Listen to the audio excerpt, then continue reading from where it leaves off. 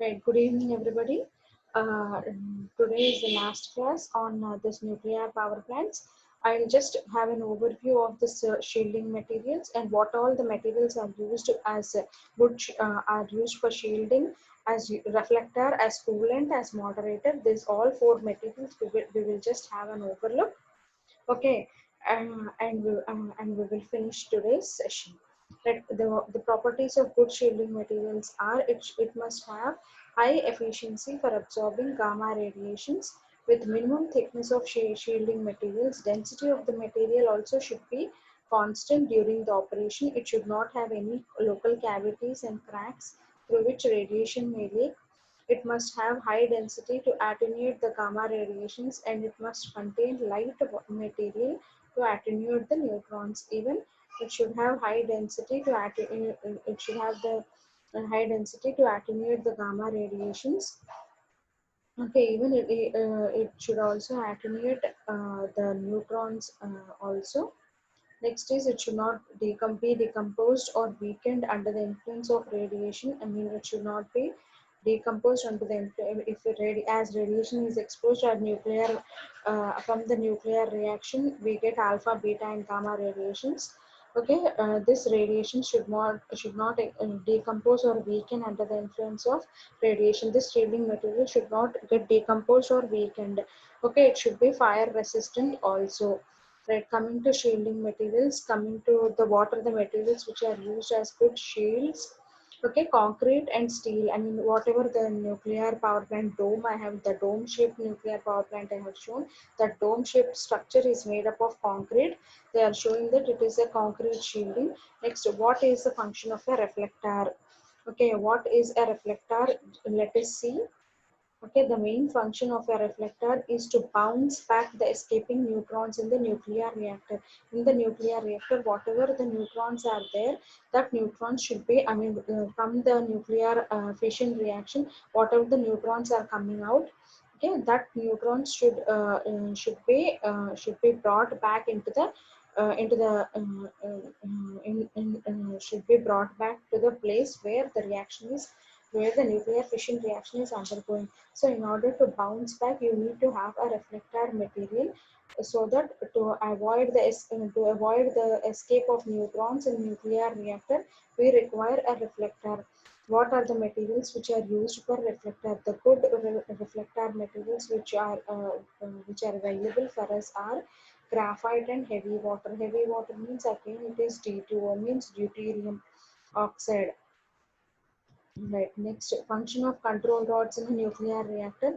Already I have told about the function of control rods in a nuclear reactor. In order to slow down the nuclear reaction, we need a special equipment which absorbs the neutrons released in the reaction. uh, that device is called as control rods. Okay, in order to slow down the nuclear reaction, or in order to stop the nuclear reaction also, we need a special equipment which will absorb neutrons released in the reaction, and that device is called as control rods. Right, what are the main materials used for control rods? The main materials which are used in control rods are cadmium and boron. These two are the main materials which are used as control rods. Next, what is function of coolant in nuclear reactor? The heat produced in a nuclear reactor, whatever the heat which is liberated in nuclear fission or fusion reaction, what happens is that heat should be transferred to the heat exchanger for further utilization of steam generation. So for further utilization of steam generation, this heat should be transferred to the heat exchanger, and this is done by using a coolant.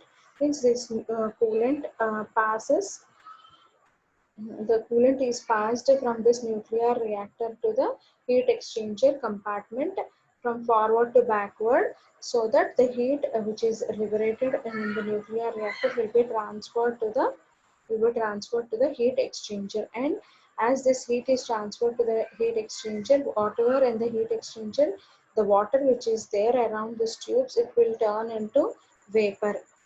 Okay, what are the materials used for coolant? Okay, what are the materials which are used for coolant? Means liquid sodium, carbon dioxide, air, hydrogen, helium, water, organic liquids. These are used as usually liquid sodium they use. Otherwise, they use hydrogen gas, or some in some places they use air and water also in order to transfer the heat energy which is liberated in which is liberated by nuclear fission reaction in the nuclear reactor. It is transferred to heat exchanger. So these are the materials which are to be used as coolant. What is the function of moderator in a nuclear reactor?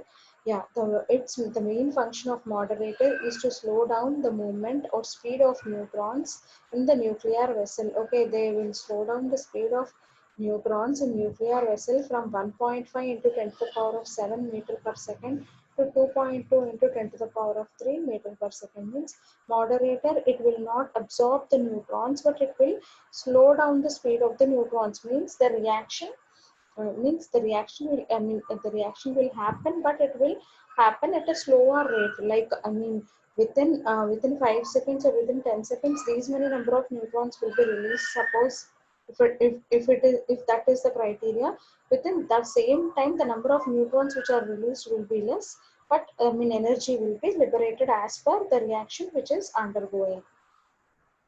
Right. Moderator in a nuclear reactor. Moderator in a nuclear reactor is made with hydrogen, deuterium, helium, lithium, beryllium, boron, carbon or graphite, nitrogen, heavy water. So these are the materials which are used as moderator in a nuclear reactor. Usually carbon or graphite is used as a moderator. What all the nuclear power plants and layouts I have shown, they have used graphite, carbon or heavy water as a moderator. Okay, right. What are the materials used for coolant? Means we have learned that materials used for coolant are liquid sodium, carbon dioxide, air, hydrogen, helium, water, organic liquids. These, what is the need for reflector? The generated neutrons, as they try to escape, in order to avoid the escape of neutrons from the nuclear reactor, we need a reflector. Graphite and heavy water are used as reflector materials. Need of control rods. In nuclear reaction, the released neutrons are further participate in the next stage nuclear reaction, causing it will speed up the reaction. In order to slow down the reaction, we need a special equipment which absorbs the neutrons released in the reaction.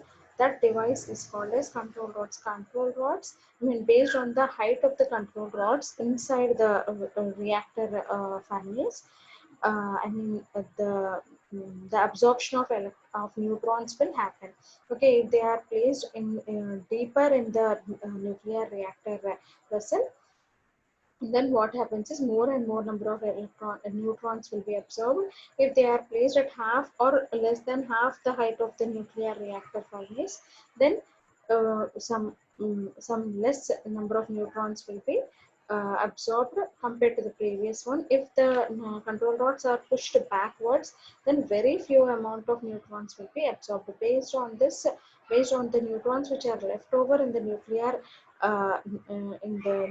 vessel, based on that neutrons, a further reaction will take place. Right. What are the materials used for control rods are cadmium and boron. Okay, power or heat control at the reactor.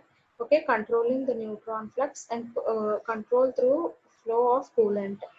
Okay, how power or heat control is done at the reactor means by controlling the neutron flux or and control through flow of coolant. Control of radioactivity. Okay, how we control radioactivity means, I have already told that even in nuclear fission reaction and fusion reaction also, along with the smaller nuclei which is formed, along with that much amount of heat is released and 3 neutrons are released, and along with that radiations will come out of the the radiations. Mm, Heat is alpha, beta and gamma radiations will come out of this nuclear reactions, whatever along with the products of this nuclear fission or fusion reactions. Even we also get some radiations as the products, as the byproducts of this nuclear fission reaction. Right, coming to the alpha radiations, they can be controlled by providing a sheet of paper, or even with thin, with thin type of materials also we can control alpha radiations. Beta radiations, they can't be controlled by thin materials, so we need to have a bit thick material like a sheet of aluminum, lead or brick. Gamma radiations can't be stopped easily. They can travel up to a little bit longer distances, and even they can pass through solids. So usually in order to stop gamma radiations, this is done by using thick layers of lead or concrete. Right, coming is the control of nuclear reactor. The plant should be designed with high grade of safety. Here, the plant, whatever the nuclear power plant which we are designing, it should be designed with a very high grade safety. Means we need to provide, I mean, more security coverage for that. The entire plant should be properly shielded against radiation hazards. Whatever the radiations which will be coming out, entire plant should be properly shielded in order to avoid the radiations which are coming out of the plant. That the reactor should be enclosed in a thick concrete casing. As I already told, that nuclear reactor, whatever it is in dome shape, right? Usually they will be covered. The outer will be enclosed. The outer will be made up with a thick concrete casing, means thick layer of concrete. They will try to cover so that, I mean, gamma radiations will not come out of this nuclear reactor. Next is the radioactive waste should be disposed in deep trench or in the ocean bed. I already told in the last class that we whatever the radioactive waste which we are obtaining in this nuclear fission or fusion reactions, they should not be disposed in a nearby water source, or they should not be disposed in and around the surrounding areas of a nuclear power plant. They should be disposed only in a deep trench or in the ocean bed. Okay, ocean bed means in the deeper layers of ocean, or in deep trench. Deep trench means we need to dig the earth. I mean, we need to dig the earth for a longer depth, and we need to dispose this radioactive material into that place. Right.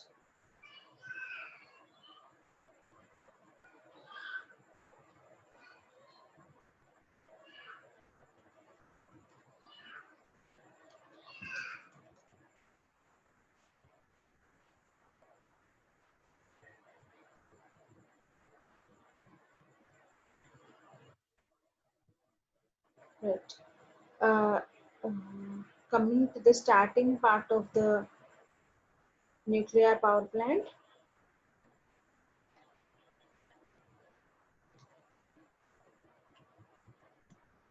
Right. I mean, after hydroelectric power station, in hydroelectric power station, we have read that, or we came to know that, I mean, water is stored at a height in a dam. Okay, from there, the water is allowed to pass through penstocks, and it is allowed to reach to the turbine. Means potential energy is converted into kinetic energy, and kinetic energy is converted into mechanical energy, and then mechanical energy is converted into electrical energy. Coming to the nuclear power plant. Okay, nuclear power plant is again a new story. I mean, we are trying to utilize or use nuclear energy. So what is nuclear energy, or what is a radiation? Okay, so I mean, we have classified, first thing we have come to know the basics of nuclear power plants, like what are the different types of materials which are available in nature. Okay, next is what is mass number, what is atomic number, okay, what are their representations. Okay, coming to different category of materials, we have come to know about the radioactive materials. What are radioactive materials means? I mean, these heavy nucleus materials will decompose, or will break down into lighter weight nuclei, and they will give out some radiations like alpha, beta, and gamma radiations. Okay, so this type of materials which give radioactive uh, which give emissions, which give alpha, beta, and gamma radiations as one of their byproducts in fission or fusion reactions. Okay, this is called as radioactive emission. Okay, right. We have come to know about nuclear fission and nuclear fusion reaction. Okay, how the energy is calculated in fission and fusion reactions. I mean, the weights of the reactants and the weights of the products both are not same. Okay, the weights of the reactants or the weights of the products both are same, but they are approximately equal, but they are not accurately equal. Okay, based on the difference between the mass of products and reactants, we will try to calculate the how much amount of energy is liberated during this fusion and fission reactions. Right after this, I have told about what is chain reaction. Okay, I mean in this chain reaction, the products of the first reaction will participate in the second reaction, and the products of the second reaction will participate in the third reaction, and this process will continue so on. So this is called as chain reaction, and our nuclear materials, I mean, while performing a chain reaction in our by using radioactive materials, more and more amount of heat will get liberated. I mean, this chain reaction will become uncontrollable. So that is one of the risk for using nuclear power plant, or that is one of the risk for using nuclear energy. So in order to control the number of neutrons which are, I mean, in order to control the multiplying of electrons in one by one reaction, this is called we need to control the reaction properly, so that more and more amount of heat will not get liberated, or whatever the heat which is liberated should be properly utilized, and the reaction should be controlled or maintained at an optimum level.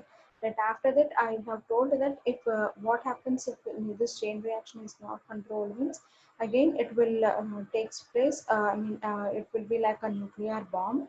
Okay, and I mean, how do we control chain reaction? That are by control rods and moderators. Okay, I will explain about moderators and control rods. After that, we have come to know about block diagram of nuclear power station. Okay, what is the block diagram of nuclear power station means?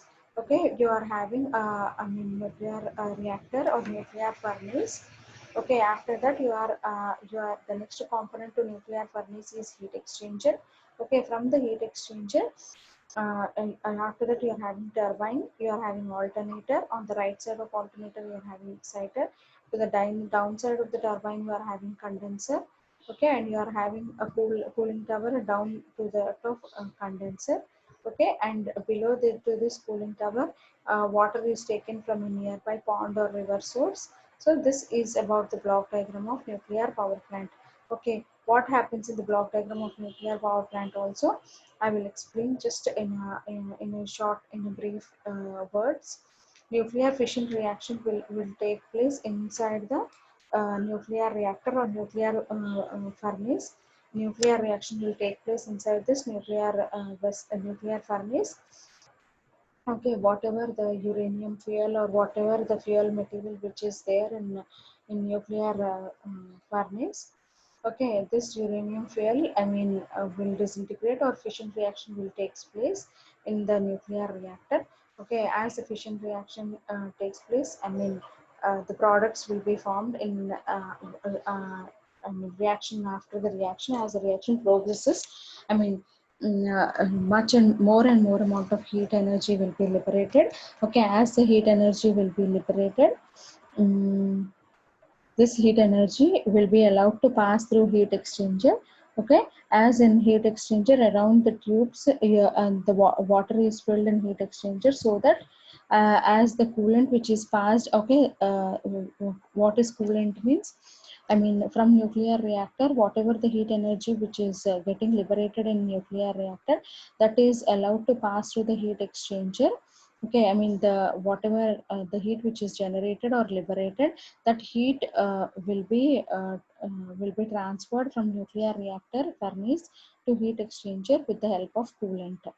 Okay, coming to heat exchanger by taking the heat from the coolant, it will try to heat the water, and it will try to turn the water of the heat exchanger into steam.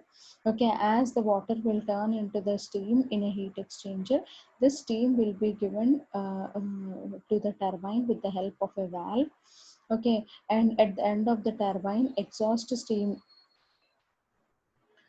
exhaust steam will be exhaust steam, or the steam which is not used in this turbine, it will be given to the condenser.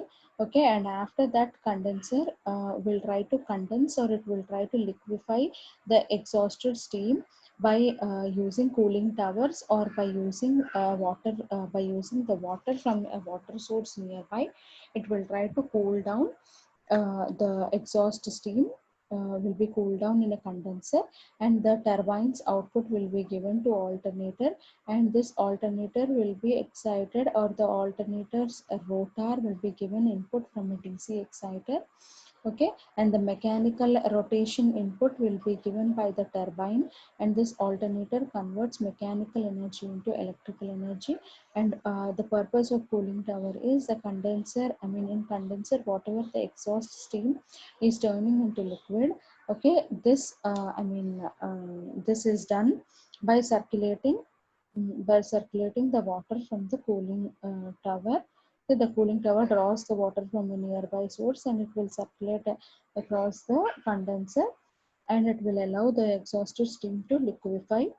And after that, from the alternator, the electrical energy is given, I mean from the alternator's output will be given to transformer, and this transformer, its voltage will be stepped up, and transmission will be and they will try to transmit for a longer distances, and with the help of isolators and circuit breakers, I mean by as protective equipment, they will be given to bars, and it will be transmitted to longer distances where the electricity requirement is there. Right. So this is about this, and what are the parts means, again we are having control rods, nuclear fuel. Okay, nuclear fuel means we are using uranium, thorium and plutonium. Uranium also, in uranium we are having again three isotopes. Okay, one isotope only we are trying to use, which is uranium 92-235. Again, moderator, reflector and coolant. These are the things which are placed in a nuclear reactor. Even a nuclear reactor vessel is a single one. It is a single nuclear reactor furnace. Okay, in that we are having these five components, or we have these five parts. Okay, what are the functions of each blocks? Let us see. Right. I have told the functions of each blocks. Next, coming to advantages of graphite moderators. I mean, what were the five parts? Just I will explain, or I will give an overview also for that before ending this class. Control rods. First thing we will discuss here is nuclear fuel. Okay, nuclear fuel, this is the main component, or this is like the heart of the nuclear reactor.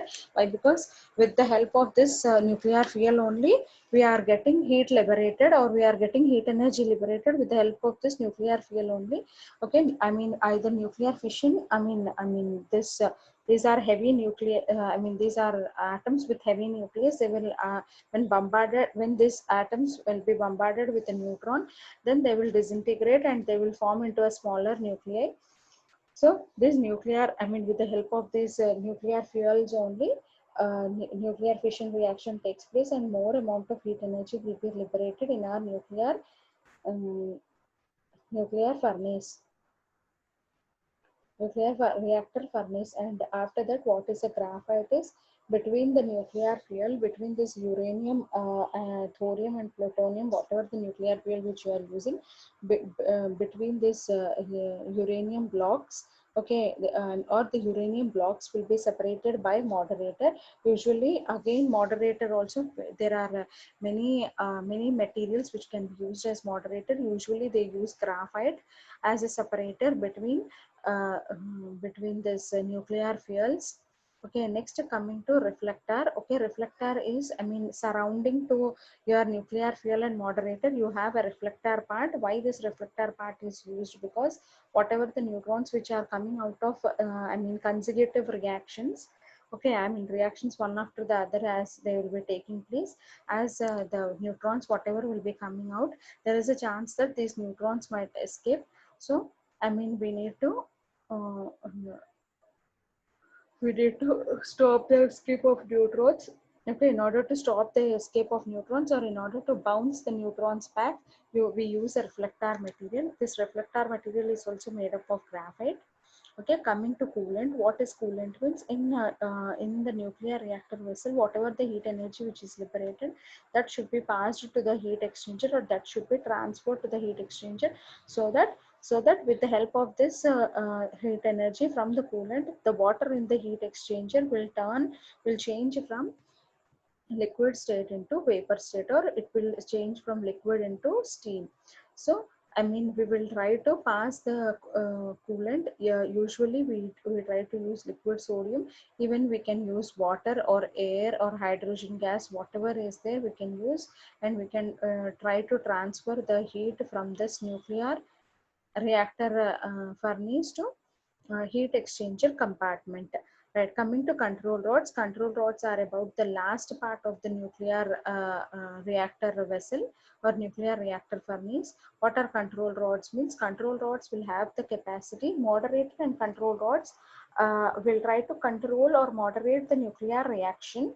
Okay, what does control rods do is, moderator will slow down the speed of the neutron, whereas control rods will try to absorb the neutrons. I mean, whatever the height the control rods is placed, based on that height, these control rods will try to absorb neutrons, so that less number of neutrons will be moved forward and the reaction will get controlled. Or even in order to stop a reaction also, if we place if we place control rods very nuclear, or we place control rods, or we overlap control rods on nuclear fuel element, then immediately the all the neutrons which are released by the nuclear fuel will get absorbed, and the controlled reaction, sorry, the nuclear fission reaction will come into control. Right, so these are the main parts of a nuclear reactor.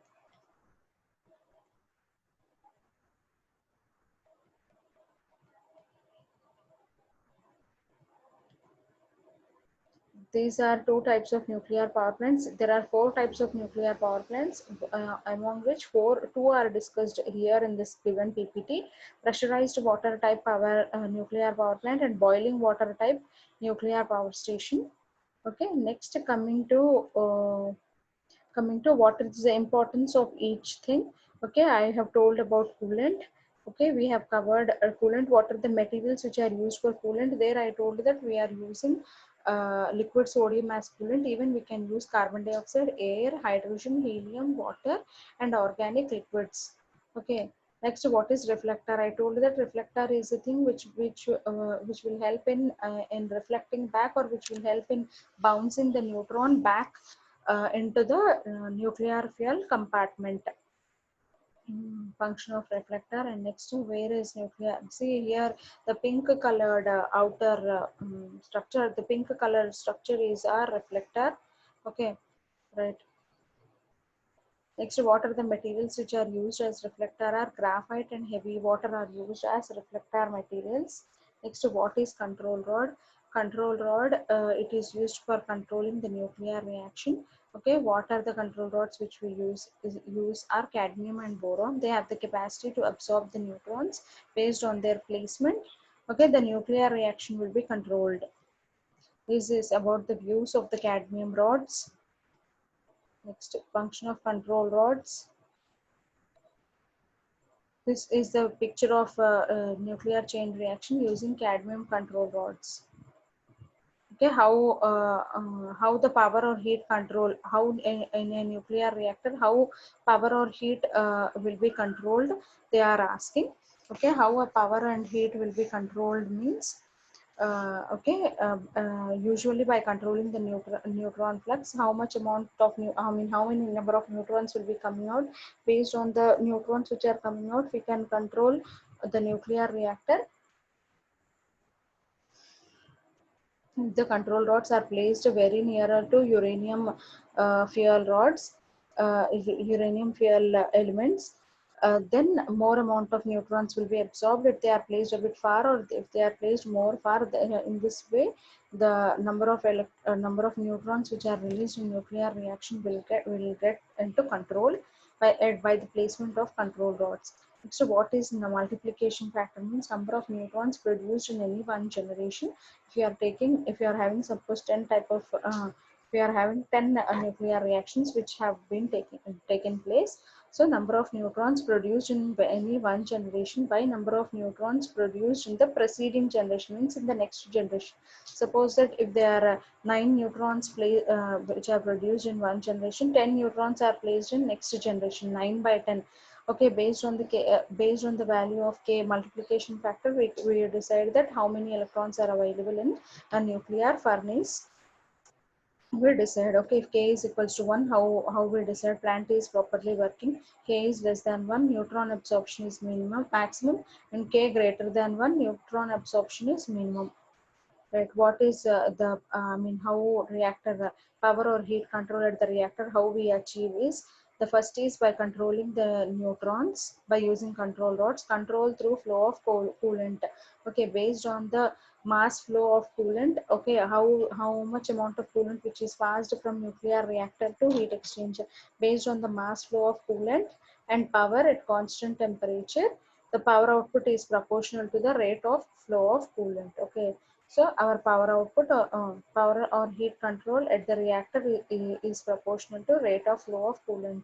Okay, if more amount of coolant is passed with a greater speed, then more amount of heat will be absorbed.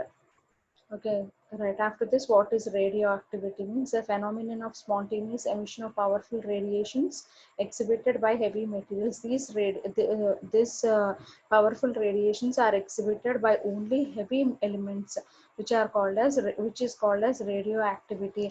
Radioactive emissions in the form of alpha. Radioactive emissions are in the form of alpha, beta, and gamma radiations. Alpha, beta, and gamma radiations cause serious health problems to human beings. Okay, these radiations should be controlled with suitable measures. And next, what are alpha radiations, beta radiations, and gamma radiations?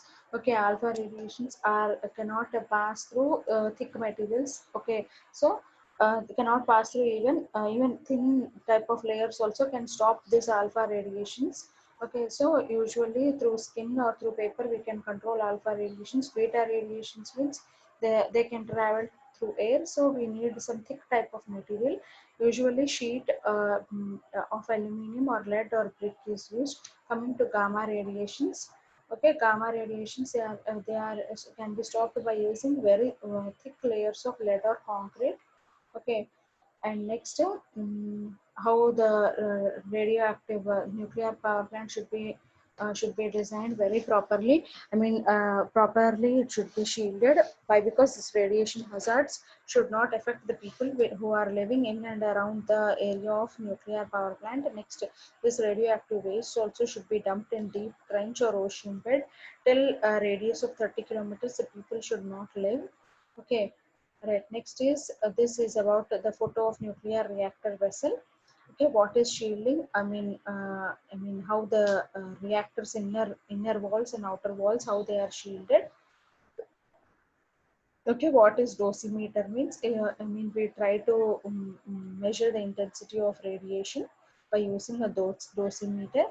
These are the properties of good shielding materials. Okay, even concrete and steel are the materials which act as good shields. Okay, even reflectors also, control rods also. This all we have covered. In the next class, I will start with AC and DC transmission. Okay, what is AC transmission and how AC and DC transmission will take place? Just I want to clear a simple doubt right now. That what is AC transmission? I mean, why AC is used? Why AC needs to be transmitted? Okay, in olden days we used to use DC power supply. Why? Because our industries were working on DC generators and DC motors. Okay, so we require DC power, we were interested in using DC machinery only, right? Why AC, and why AC is playing a major role over DC? Okay, why we are planning or why we are designing machines or generators which are working on AC supply? Okay, right. The main thing for AC transmission over DC transmission, why it is easy means, whatever the power production or whatever the power generation which we are getting, like whatever the power plant it may be, right, thermal power plant, hydroelectric power plant, nuclear power plant, gas, diesel, every type of power plant we use. the output of all these power plants is AC output. AC means alternating current. As it is an alternating current output, okay, as in previous years or in ancient times, as we used to use DC generators or DC motors, what happens? The whole machinery or the whole power, all the power plants are giving AC as output. Okay, as they are giving AC as output, so what happens? I mean, if we want to use the same DC generators or the same DC motors right now, the whole AC which we are getting from the power generation units, okay, that all needs to be converted into DC. Okay, if we do like that, what happens is, first thing, in order to convert AC to DC is simply AC will not get converted into DC. AC, I mean, alternating current should be passed through a rectifier and it should be converted into direct current.